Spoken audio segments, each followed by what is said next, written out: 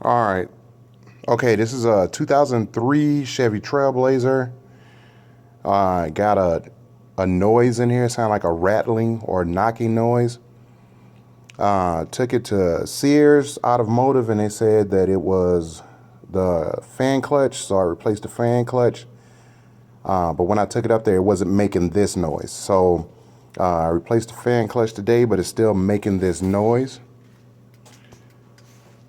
And you'll be able to hear it, and you'll know what it is.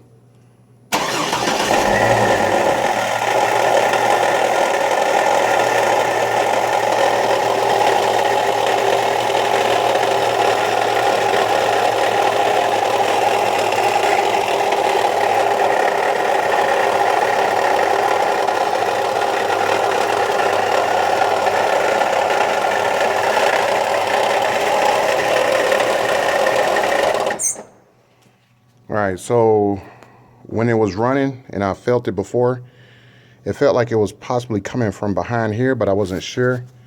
Coming from down over here, I don't think it was coming from here. It felt like from the touch, it was coming from this area right here.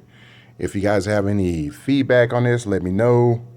Want to get it fixed before it causes a more problematic issue. Thank you.